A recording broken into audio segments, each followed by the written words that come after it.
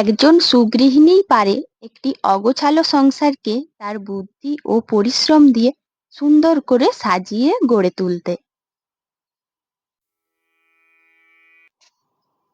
তো আমার প্রিয় বন্ধুরা, আজকে আবারও একটি মিষ্টি সকালে তোমাদের জন্য ছোট্ট একটা ব্লগ নিয়ে চলে এসেছি।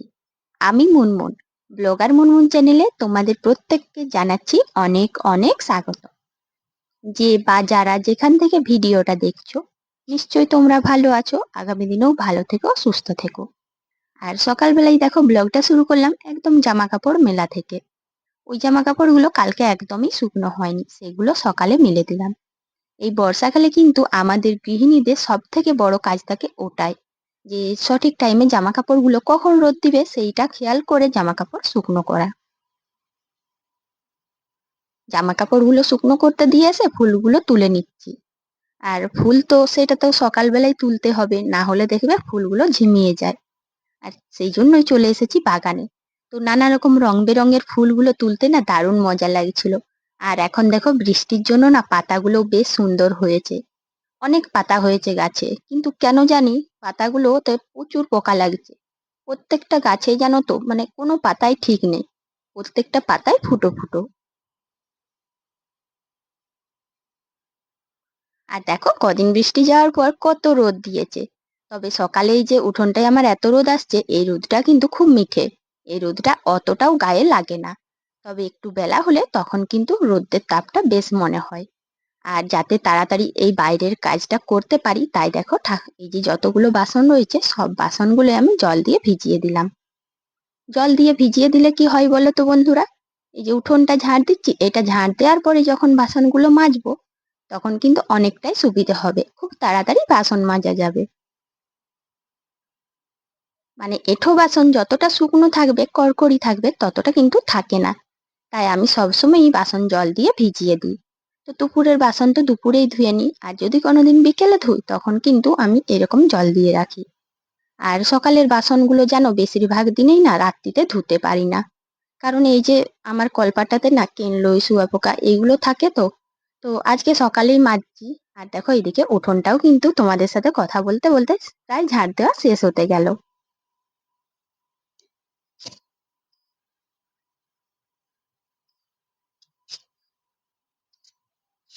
উঠোন ঝাড় দিয়ে দেখলাম যে গেটের দিকে একটু এসেছিলাম, বাইরেটা একটু না এলেই চলে না। তো সকালবেলায় বাইরে বেরিয়ে একটু দেখলাম যে কাদের গরুগুলো বাঁধা ছিল।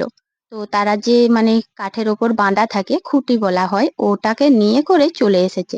দেখো দড়ি সমেত নিয়ে চলে এসেছে। তো দড়ি কাঠ সেই সমেতেই না চলে এসেছে 3টে গরু। আর যার গরু সে হয়তো ভাববে যে বাঁধা আছে, কিন্তু না, গরুগুলো দেখো গোটা গ্রামের মধ্যে ঘুরপাক খাচ্ছে। তো দেখলাম গরুগুলো একটা দাদাদের বাড়ি গিয়েছিল, তাদেরকে বললাম, তারাও তাড়িয়ে দিল। কেন বলো তো, এখান সেখানে ঘুরবে, তারপর প্রত্যেকের বাগানে না গাছপালা নষ্ট করবে। তাই যখন সামনে দেখতেই পেলাম তাদেরকেও বলে দিলাম। আর এছাড়াও গরুগুলোকে যদি তাড়িয়ে দেওয়া হয়, তারা তাদের নিজের গন্তব্যে এগিয়ে যাবে।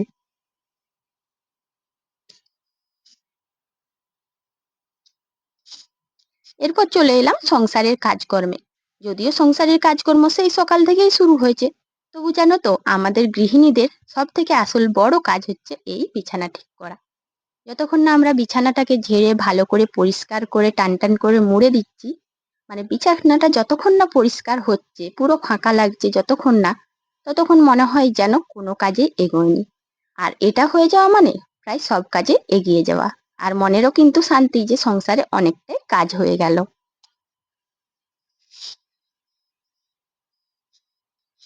বিছানাটা গুছিয়েই জামা কাপড়গুলো গুছিয়ে নিচ্ছি।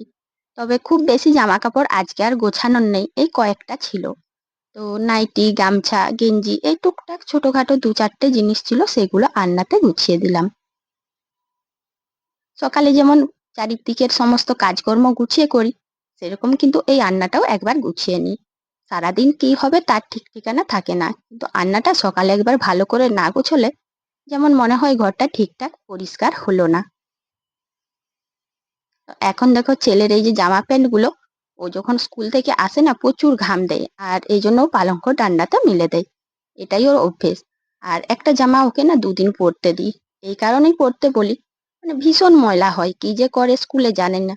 তো যাই হোক, ওকে ওটা চাপে রাখার জন্যই বলেছি যে ময়লা হোক পরিষ্কার থাক, তুই কিন্তু 2 দিন পরবি। সেই 2 দিন পরার জন্য জানো ওর কিন্তু অভ্যেসটা একটু পাল্টেছে, দেখছি জামা কাপড়গুলো আগের মতন কিন্তু ময়লা হয় না। তো জামাগুলো ভাঁজ করে রেখে দিলাম, ও যখন স্কুল যাবে তখন পরে যাবে। আর এখন রুমের চারিপাশে সবকিছু যখন গুছিয়ে ঠিকঠাক করে নিই তখন কিন্তু আমাদের ঘরটা খুব সুন্দর হয়ে ওঠে। প্রত্যেকের বাড়িতে, যার যেরকমই বাড়ি থাকুক না কেন, যদি সুন্দরভাবে গুছিয়ে তুলি তো সেটা দেখতে অনেকটাই সুন্দর হয়ে ওঠে। আর এটা কিন্তু একমাত্র গৃহিণীরাই করতে পারে। আর সমস্ত কাজ নিজেদের হাতে গুছিয়ে সুন্দর করে গড়ে তোলা, সংসারে শান্তি শৃঙ্খলা রাখা, এর জন্য আমাদের নাম হয়ে থাকে সুগৃহিণী। এখন চলে এলাম কলপাড়ে ঠাকুর বাসন মাজতে। তো বাসন তো আগেই মেজেছিলাম, তোমরা তো দেখেইছো। আর এই যে এই ঠাকুর বাসনগুলো মাজতে বাকি ছিল, তো কলপাড়টায় জল দিয়ে পরিষ্কার করে তারপর ঠাকুর বাসনগুলো মেজে নিচ্ছি।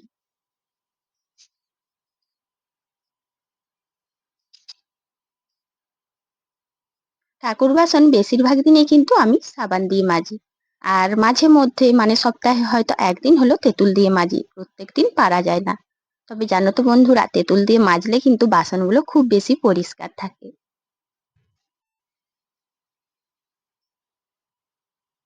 বাইরের কাজকর্মগুলো মোটামুটি সবগুলোই করে নিয়েছি। আর জানো তো বেশ ভালোই এখন রোদ দিয়েছে, এত কম বেলায় অথচ এত রোদ দিয়েছে বোঝাই যাচ্ছে না মানে গ্রীষ্মকাল না বর্ষাকাল। তো ঘরের মধ্যেও এই যে টুকটাক কাজকর্ম যেগুলো আমাদের গৃহিণীদের রোজই করে নিতে হয়। এই যে টেবিলটা রয়েছে, এই টেবিলটা সৌন্দর্যটা পুরোপুরি নষ্ট হয়ে যায় রাত্রিবেলায়। কি হয় বলো তো বন্ধুরা, আমাদের সংসারে না সব জায়গা পরিষ্কার রাখলেও কিছু কিছু সময় দেখবে প্রত্যেকটা জায়গায় কেমন এলোমেলো হয়ে থাকে, বিশেষ করে এই টেবিলগুলো। তো অনেক জিনিসপত্র ছিল, সবগুলো গুছিয়ে ভালো করে টেবিলটা পরিষ্কার করে নিলাম।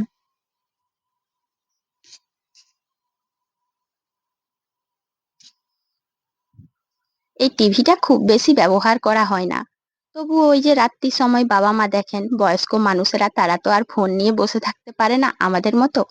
তাই দেখো টিভিটারও কিন্তু যত্ন নিতে হয়। শুধু যে টিভিতে পয়সা ভরলে রিচার্জ ভরলেই যে টিভি চলবে এমন না, টিভিও কিন্তু পরিষ্কার পরিচ্ছন্ন রাখতে হয়।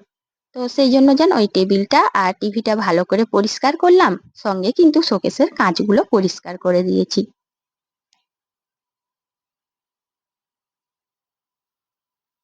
যে কাজটা আমরা প্রত্যেকদিন করব না ভাবি, সেই কাজটা কিন্তু আমাদের অবশ্যই থেকে থাকে, আর সেটা হচ্ছে কাপড় কাচা। তো কাপড় কিন্তু অনেকগুলোই বেরিয়েছিল, সবগুলো ভিজিয়ে দিয়ে আমি এখানে সবজি কেটে নিচ্ছিলাম। আর অনেকটা তাড়াতাড়ি ঘুম থেকে ওঠা হয় বলে জানো তো বন্ধুরা, গরমকালে কিছু কিছু সময় অনেকটাই সময় পেয়ে যায়। বলতে গেলে সংসারের কাজকর্মের পরে যখনই আমি ফাঁকা সময় পাই তখনই একটু বুদ্ধি খাটিয়ে কাজ করে নিই। আর কাপড়গুলো ভেজানোর সঙ্গে সঙ্গে তো কাচা যাবে না, তাই আমি এখানে দেখো এই বেঞ্চিটার ওপরে বসে কিছু সবজি কেটে নিয়েছি। সবজিগুলো যদি কাটা থাকে তাহলে স্নান করে এসে রান্না করতে খুব বেশি সময় লাগে না। আর আমি কিন্তু এটা খেয়াল করেছি, যদি সমস্ত কিছু রেডি করে আমি রান্না করতে বসি তো খুব তাড়াতাড়ি রান্না হয়ে যায়। বলতে গেলে সংসারের কাজকর্মের থেকে রান্না ব্যাপারটা কিন্তু খুব তাড়াতাড়ি তখন হয়ে যায়।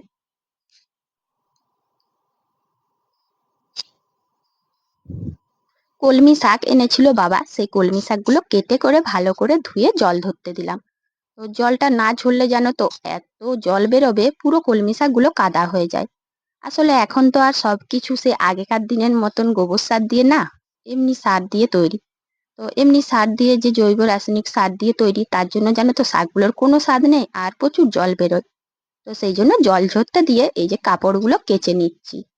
কাপড়গুলো কেচে নিয়ে মিলে দিচ্ছি। হঠাৎ করে দেখলাম কাপড়গুলো যখন মিলি, দেখছি মেঘলা মেঘলা আবহাওয়া। তো জানি না আজকে বৃষ্টি হবে কিনা।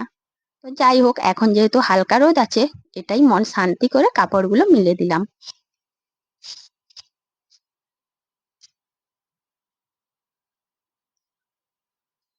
কাপড় মিলে দিয়ে এসে স্নান করে এখন সোজা চলে গেলাম তুলসী থানের কাছে।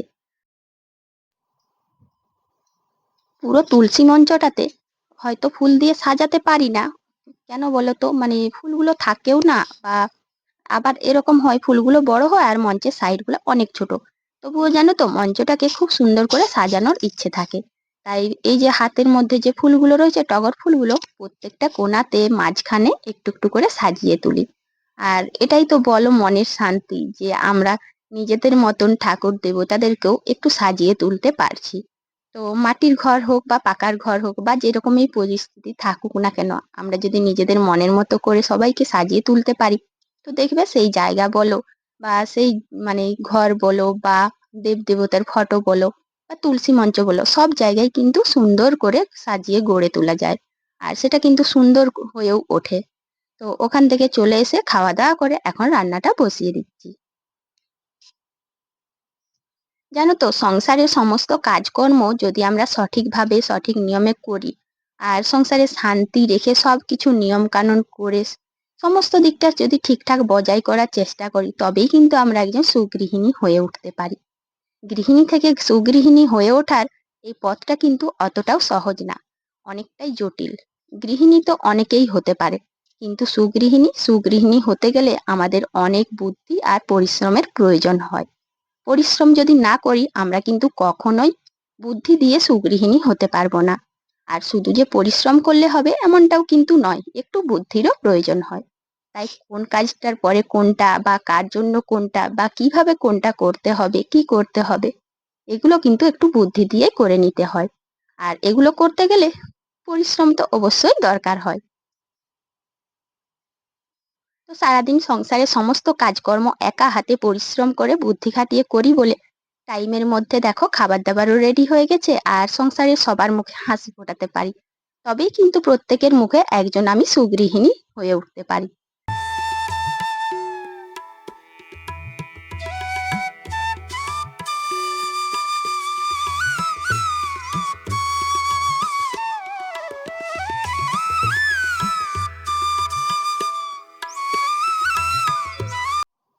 তো ডিমের ঝোলটা রেডি হয়ে গিয়েছে আর এদিকে কিন্তু ছেলেও চলে এসেছে। তো ছেলেকে খেতে দিয়ে দিচ্ছি ডিমের ঝোল আর আম পাকা, আর ওদিকে কিন্তু শাকটা মা ছৌঁকে দিচ্ছেন। মা বলেছিলেন আমি রসুন দিয়ে একটু ভালো করে ছৌঁকবো, তাই শাকটা মা নিয়ে আসছেন আর আমি ততক্ষণে খেতে দিয়ে দিলাম ছেলেকে। তো বন্ধুরা, আজকের এই যে ছোট্ট ব্লগটা তোমাদের কেমন লাগলো? যদি ভালো লেগে থাকে তাহলে একটু পাশে থেকো আর লাইক কমেন্ট করে দিও, তাহলে কিন্তু উৎসাহ পাই। ভিডিও বানাতে ভালো লাগে যে অন্তত কেউ না কেউ তো আমার ভিডিও দেখছে।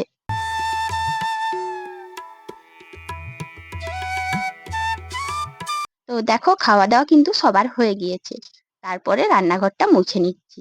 তো এটা কিন্তু আমাদের সংসারের লক্ষ্মীশ্রী বজায় রাখার খুব ভালো একটা নিয়ম।